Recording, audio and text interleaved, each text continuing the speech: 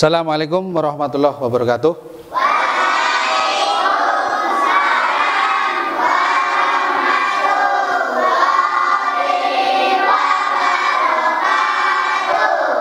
Apa kabar semuanya?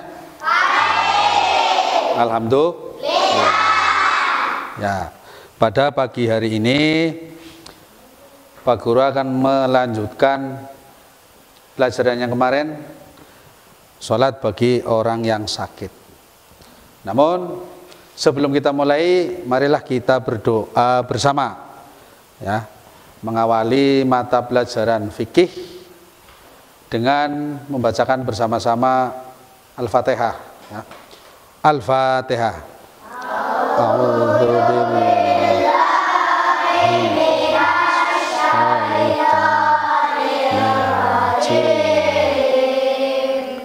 Bismillahirrahmanirrahim. Alhamdulillahirabbil alamin. Arrahmanirrahim. Maliki yaumiddin. Iyyaka na'budu wa iyyaka nasta'in. Ihdinas siratal mustaqim. Siratal ladzina an'amta 'alaihim ghairil maghdubi 'alaihim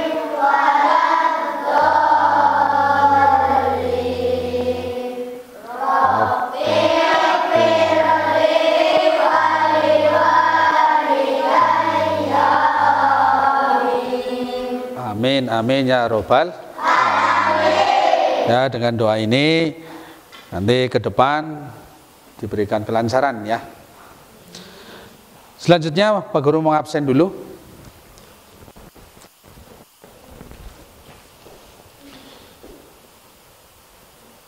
Aini Lailatul Badriyah Hadira. Ya. Ahmad Mu'alif Hadir. Ya.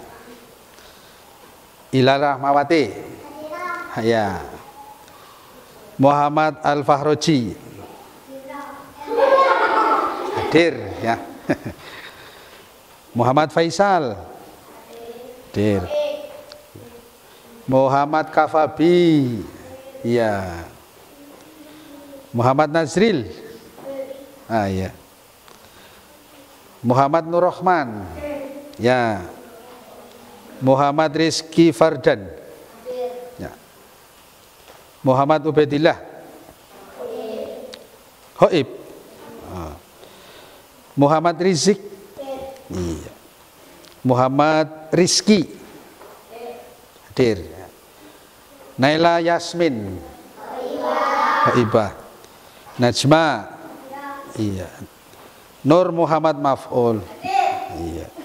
Yusfiatun Nafi'a, iya. Terima kasih. Sebelum dilanjut, nanti Pak Guru menyampaikan yang materi kemarin, ya. Masih ingat, ya? Kemarin sampai sholat dengan cara berbaring, berdiri, apa duduk? Iya. Siapa yang tahu sholat apa saja yang dilakukan ketika sedang sakit? Cung, Mas Piki. Apa saja yang dilakukan ketika sholatnya sedang sakit? Ayo. Yang pertama, sholat sambil duduk, ya itu paham. Yang kedua, sholat sambil berbaring. Yang ketiga, sholat sambil terlentang. Kalau terlentang tidak bisa, maka menggunakan isyarat, ya. Paham ya kemarin, ya? Nanti dilanjut materi nanti di sesi inti, ya. Ya, dilanjut. Kita akan beralih ke bab 3, mudahnya sholat bagi orang yang sakit atau sholat bagi orang yang sakit. Ya, kemarin sudah kita lalui beberapa tahap, yaitu tentang ketentuan, ya, ketentuan sholat bagi orang yang sakit. Nah, kali ini bahas tentang tata cara, ya, tata cara sholat bagi orang yang sakit. Ya, kita amati dulu gambar di layar depan. Nanti kalian tinggal melihat, ya. Ini yang kemarin. Yang pertama saya bacakan dulu untuk kompetensi dasarnya, yaitu menjelaskan tata cara sholat bagi orang yang sakit. Ya, tata cara bagi orang yang sakit. Ya, tuh. Nah, kita lanjut amati gambar yang kemarin. Kita ulangi kembali bahwa beberapa yang kalian lihat di depan itu ada gambar orang yang sedang duduk, yaitu sholat dengan cara apa? Duduk. Ya, nanti kalau yang tahu ngacung, ya. Kemudian yang kedua, gambar orang yang berbaring, ya, gambar orang yang berbaring, ya, berbaring miring. Yang ketiga, ya, terlentang. Itu semua dilakukan oleh orang yang sedang tidak sehat, ya. Contohnya kayak kemarin, kalian sudah bisa menjawab sholat dengan cara duduk, ya. Sudah diperhatikan oleh teman kita Mas Piki, ya. Teman kita Mas Piki yang di atas meja itu, ya. Nah, itu tata cara, ya. Tata caranya sholat bagi orang yang sakit, ya. Kemudian dilanjut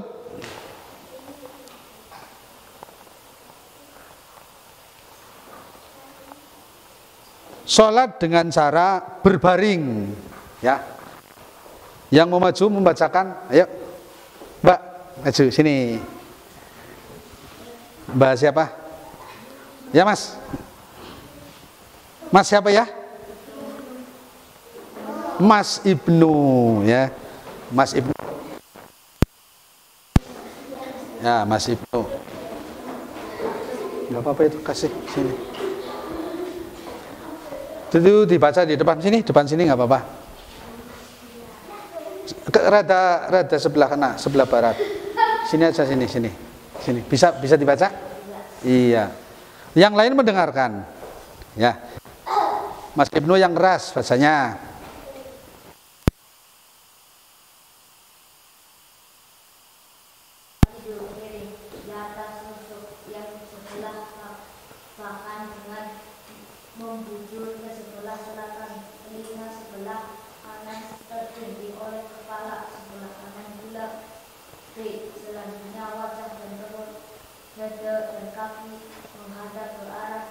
Iya.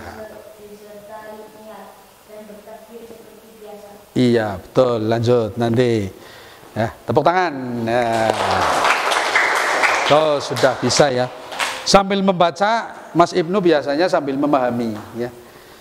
Yang selanjutnya, nih dari cewek. Ini selanjutnya yang C dan D. Mbak, yuk. Sini. Iya. Yang C dan D, ya. Maju lagi. Ya.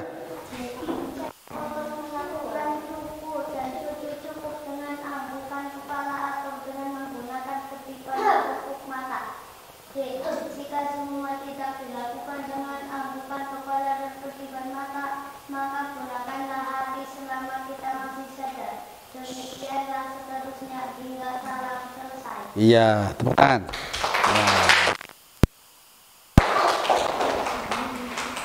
Ini diantara sholat dengan cara berbaring, ya, yang kemarin. Yang lain bisa memahami, ya, bisa dibayangkan, ya. Yang mau bertanya? Ya. Dah. Paham ya? Yang selanjutnya setelah kemarin, nah ini yang ketiga, sholat dengan cara terlentang ya. Terlentang itu berarti dengan posisi kedua kaki diluruskan ke kiblat ya. Hadapnya kemana? Kepalanya. Kepalanya di sebelah sana, sana ke timur ya. Kakinya di sebelah kiblat, berarti kayak gini ya. Kakinya di sebelah barat, atau kita menyebutnya orang Islam adalah kiblat ya. Yang B, kepala ganjal bantal ya. Jadi yang menentukan sah dan tidaknya ya dengan niat ya, walaupun dalam keadaan sakit ya. Kepala diganjal bantal berada di sebelah timur, timur sana ya. Kalau orang Jawa bilang wetan ya. Kalau barat ya, kalau orang Jawa bilang kulon ya, ngulon ya. Itu berada di sebelah timur ya, agar muka menghadap ke kiblat gini. Muka menghadap ke kiblat ya. Usahakan kepala diganjal agar tinggi. Kemudian berniat sholat sesuai dengan niat sholat yang akan dikerjakan ya. Seperti biasa, usolli fardhu dhuhri arba'a raka'atim mustaqbilal kiblati ta'a. Coba niat sholat asar, ayo bersama-sama. Usolli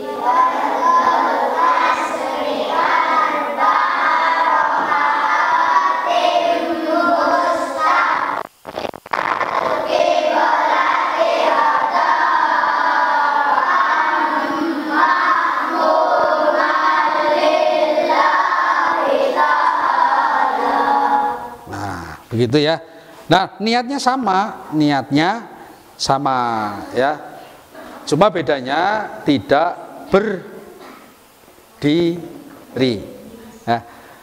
Bedanya tidak berdiri ya. Kamu melakukan sholat ini ketika di rumah, misalkan ada salah satu keluarganya kalian sakit ya. Kemudian sholatnya kalau tidak tahu, wajib menyampaikan Kak atau Dek atau Paman atau Pale atau Mas. Sholat bagi orang yang sakit itu begini ya. Tata caranya begini, kalau duduk harus menghadap kiblat ya. Ya nanti disampaikan ketika ada salah satu anggota keluarga kalian yang mengalami sakit. Paham ya? Kira-kira sholat bagi orang yang sakit dengan cara terlentang ya.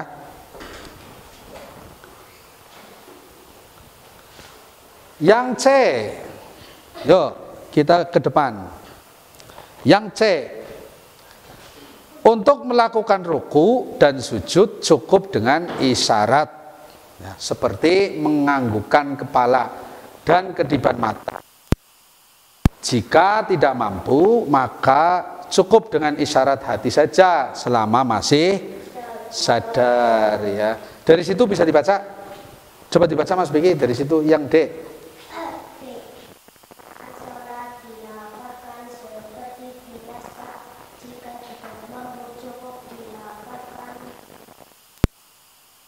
Bacaan sholat dilafadzkan seperti biasa. Jika tidak cukup dilafadzkan atau diucapkan dalam hati ya. Dilanjut. Nah sekarang selain daripada ketentuan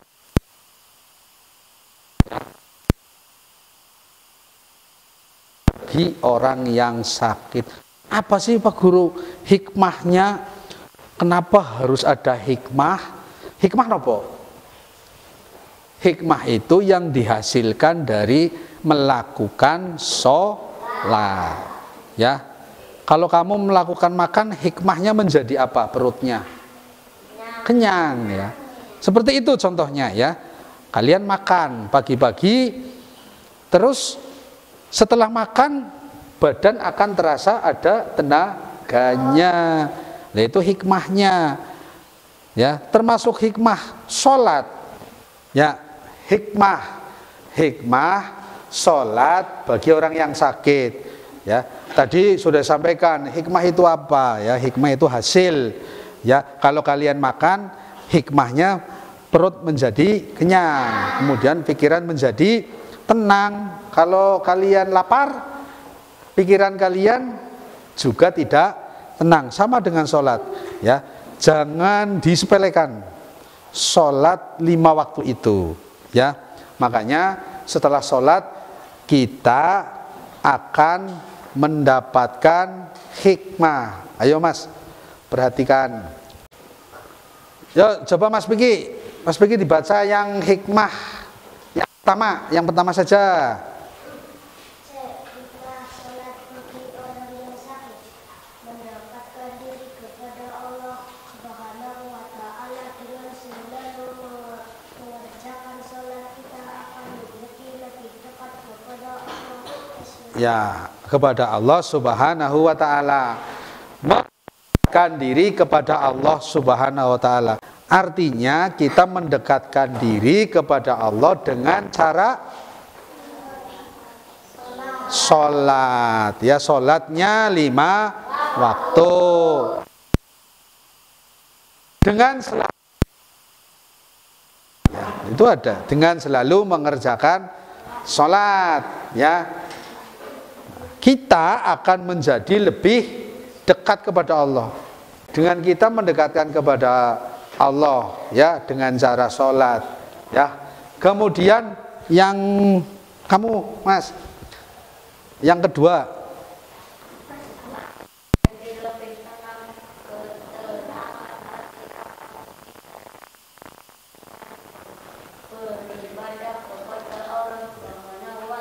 iya betul, ya, hati menjadi tenang. Ya, kalau kita tidak sholat 5 waktu, maka hati kita tidak akan tenang, merasa bersalah. Ya, bahasanya begini, wah, was-was.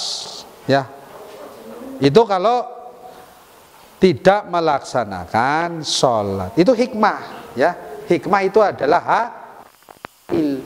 Ya, menjadi lebih tenang. Ya, hati menjadi lebih tenang. Ketenangan hati akan kita dapatkan dengan beribadah kepada Allah. Siapa yang mau bertanya? Ya. Sholat duduk. Ya, kita kembali.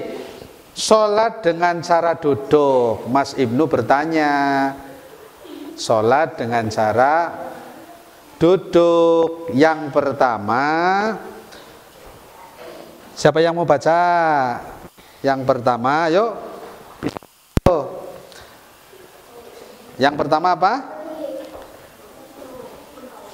Duduklah menghadap kiblat. Ya, tadi Mas Ibnu bertanya, sholat dengan cara duduk. Ya, menghadap kiblat.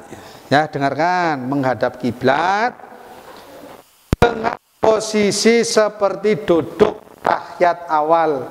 Ya, duduk tahiyat awal. Ya, kita praktekkan. Mas, siapa yang mau praktek? Nanti duduk di mana ya? Di sini? Ya nggak apa-apa. Duduk ya, coba. Mas Ibnu saja sini. Ya, Mas Ibnu. Tadi Mas Ibnu bertanya sholat dengan cara duduk. Ya, maka kita langsung dipraktekkan ya. Coba Mas, digelar di situ. Tapi dengan cara duduk ya.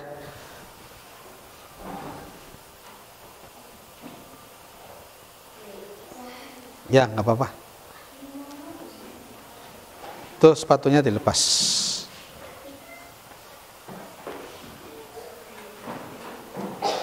duduk saja langsung.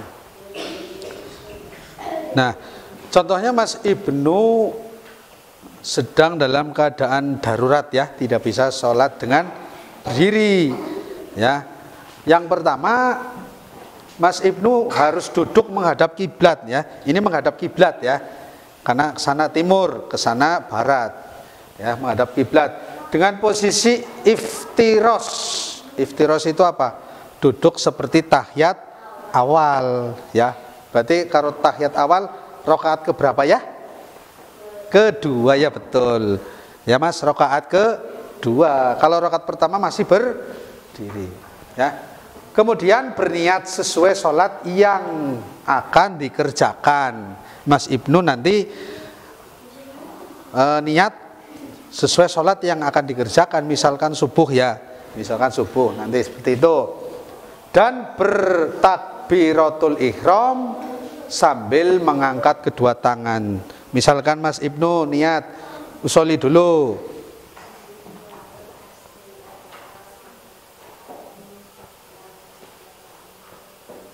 ya, langsung takbir Allahu Akbar. Nah seperti itu ya. Bedanya ini sedang duduk tapi sholat ya, sama seperti dengan berdiri ya. Seperti itu ya Mas Ibnu, paham ya? Nah yang kedua, sesudah takbiratul ihram kedua belah tangan disedekapkan. Nah seperti ini, seperti Mas Ibnu ini ya. Kalian lihat ya, teman-temannya lihat ke Mas Ibnu ya, begini ya, seperti sholat dalam berdiri ya, seperti itu. Jadi nanti ketika di rumah ada sanak famili atau kakak atau siapa yang di dekat kalian yang sholat dalam keadaan tidak bisa berdiri, maka Mas Ibnu bisa memberikan ilmunya ya, bahasa sininya apa? Memberitahu ya. Iya. Nah, setelah kedua tangan disedekapkan ya di atas dada ya, dengan posisi pergelangan tangan kanan di atas tangan kiri ya. Tangan kanannya berada di atas tangan kiri ya, jangan dibalik ya. Sesudah itu membaca doa iftitah. Doa iftitahnya bagaimana? Allahu Akbar kabiro ya, hadapnya sana coba. Allahu Akbar kabiro ya, alhamdulillahi katsiro wa subhanallahi bukrotau wa asila, dan seterusnya ilahirihi. Nah setelah doa iftitah kemudian membaca Al-Fatihah ya, wajib ya. Ya, jadi Mas Ibnu dalam keadaan seperti ini, coba masih posisinya seperti ini. Ya, coba kalian lihat nih Mas Ibnunya ya. Itu sedang membaca Fatihah ya. Nah, setelah Fatihah terus membaca apa lagi? Surat-surat dari ayat-ayat Al-Qur'an. Baik ayat-ayat pendek ataupun ayat-ayat panjang. Kalau ayat-ayat pendek terrangkum di dalam juz 30 ya, juz amma ya. Kalian sudah mempelajari nggih di sekolah TPQ ya. Nah, seperti itu. Nah, dilanjut. Sesudah itu ruku ya, yaitu duduk membungkuk sedikit. Misalkan Mas Ibnu sudah selesai membaca surat Al-Ikhlas ya. Bismillahirrahmanirrahim. Qul huwallahu ahad, Allahus samad, lam yalid wa lam yulad wa lam yakul lahu kufuwan ahad. Latan. Nah, Allahu akbar. Membongkok sedikit. Ya. Membongkok sedikit ke arah depan dengan membaca Subhana rabbiyal azimi. Kalau a'la sujud ya. Nah, coba Mas Ibnu ruku, membungkukkan sedikit. Subhana rabbiyal azimi. Berapa kali? 3 kali ya. Nah, membaca tasbih ruku yang iktidal dengan cara duduk kembali seperti semula serta membaca tasbih iktidal. Nah, kalau orang sholat berdirinya seperti ini. Allahu Akbar subhana rabbiyal azimi wa bihamdi. Ya. Sami Allahu liman hamida. Ya, terus membaca lagi iktidal dengan cara duduk kembali ya. Rabbana lakal ham. Nah, itu iktidalnya. Yang C, yang E. Sesudah itu sujudlah sebagaimana sujud biasa. Kalau Mas Ibnu hanya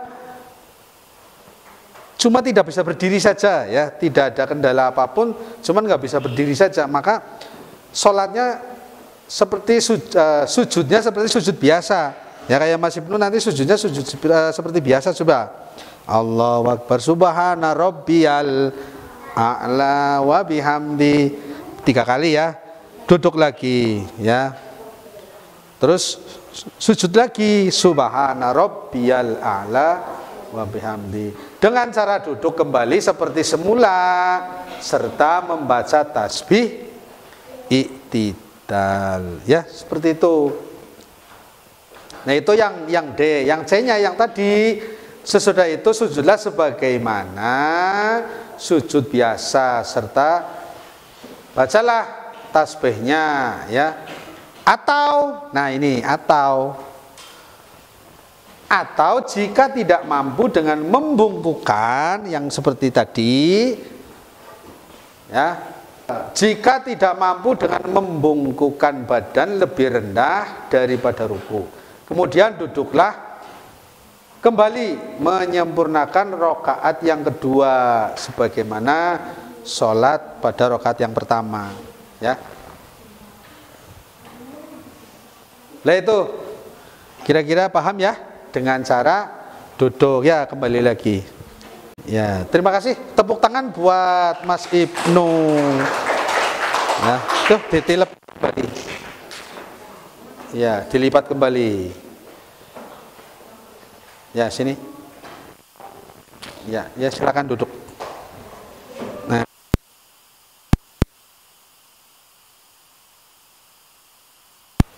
tadi melanjutkan hikmah sholat ya. Tadi ada yang bertanya. Nah, hikmah itu apa tadi? Hasil ya. Hasil setelah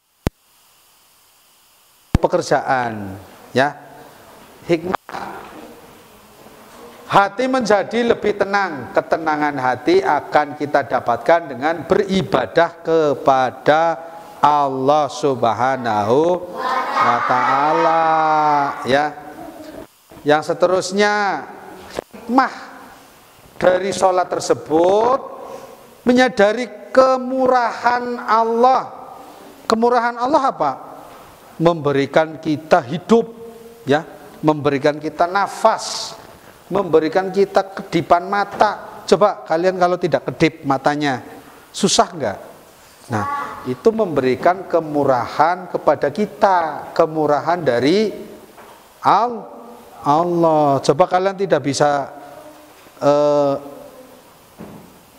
bernafas, ininya hidungnya tersumbat, susah nggak? Nah, itu ya, kita melihatnya di situ kemurahan Allah Subhanahu wa ta'ala. Ya, menyadari kemurahan ya, karena Allah Subhanahu wa ta'ala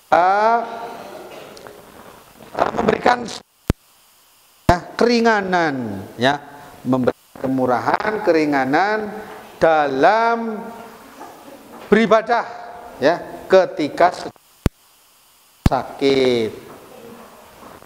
Selanjutnya, hikmah dari sakit adalah dibaca itu yang di atas, coba dibaca yang apa, kelihatan nggak? Kelihatan? Mau maju ya, ada yang mau maju nggak ya. Mensyukurin yang diberikan Allah ya sholat dalam keadaan sakit akan lebih menambah rasa syukur, rasa syukur. Kalian lihat ya, bisa lihat ya, rasa syukur nikmat sehat ya, dalam keadaan sakit akan lebih menambah rasa syukur kita terhadap nikmat ya, kesehatan ya. Coba kakinya satu nggak bisa digerakkan, susah nggak? Susah ya. Nah itu kemurahan Allah Subhanahu Wa Taala memberikan kita semua yang ada di badan ya, dari ujung rambut sampai ujung kaki ya. Selanjutnya meningkatkan keimanan dan ketakwaan kepada Allah Subhanahu Wa Taala ya.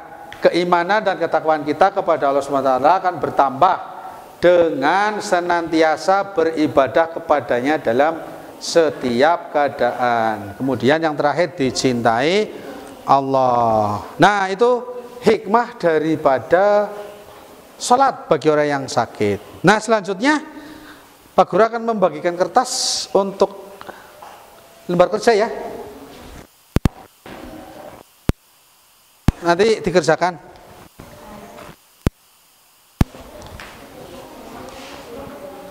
Buka halaman 61. Nah, 61. Ada lagi kurang? Kurang satu? Kurang setunggal. Ya. Nih. Nanti kelompok ya, ke sini ya kelompoknya ya. Nih kamu kelompoknya ke sini.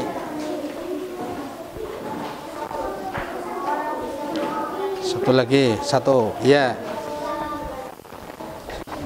Mas Piki, ya Mas. Halaman 61. Sudah siapkan? Halaman 1 itu dikerjakan nomor 1 sampai dengan nomor 10. Nih. Ya, waktunya 15 menit untuk mengerjakan. Silakan dikerjakan. Ya, tulis. Nih.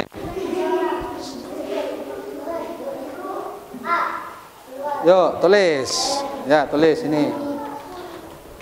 Dah. 15 menit nggih.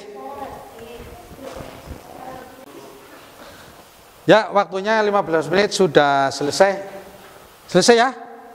Nah, dah, selesai.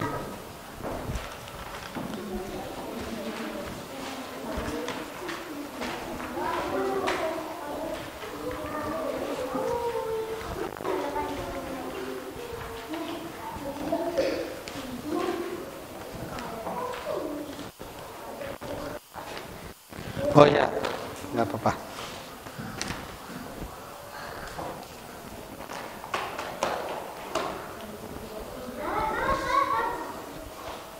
Terima kasih. Ini tugas nanti Pak Guru koreksi.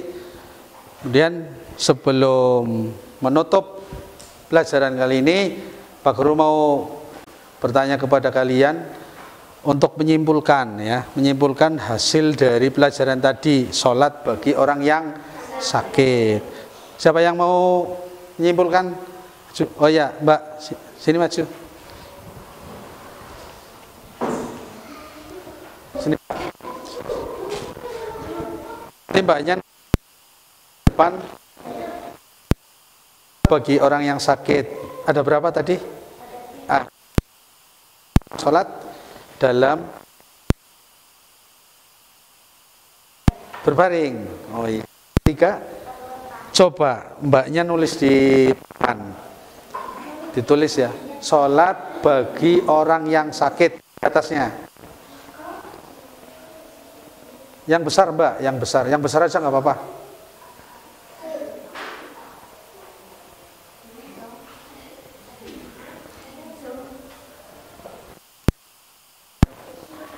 Sambil duduk.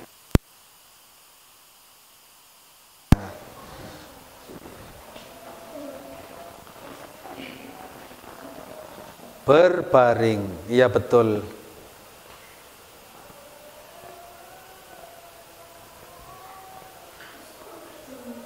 Yang ketiga, tentang. Iya, pinter. Sudah bisa memahami ya, itu ya.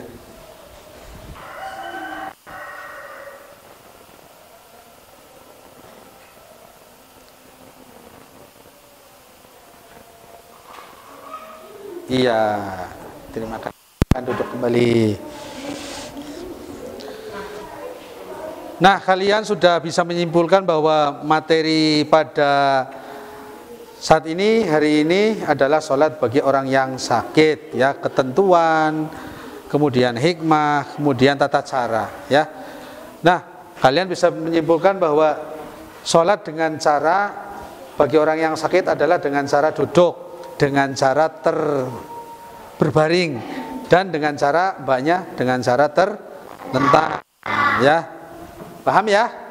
Nah, sebelum diakhiri Pak Guru ingin menyampaikan bahwa hikmah, kesimpulan, sholat adalah sebagai tiang agama, ya. Sholat adalah tiang agama, ya. As-sholatu imaduddin, ya. Artinya apa? Tanpa kita mengerjakan sholat, maka hati kita tidak akan tenang. Begitupun hikmahnya, ya, hati tidak merasa tenang. Ya, dalam hal ini adalah sholat 5 waktu, ya, mbaknya. Sebelum kita akhiri, kita akan berdoa dulu. Materi pada hari ini alhamdulillah selesai dengan bab 3, ya. Mari kita bersama-sama mengucapkan alhamdulillah. Alhamdulillahirabbil alamin. Nah, pada hari ini selesai, semoga kita mendapatkan manfaat ilmu, semoga kita mendapatkan barokahnya ilmu, ya, berguna bagi kita semua, ya. Pak Guru akhiri, wassalamualaikum warahmatullahi wabarakatuh.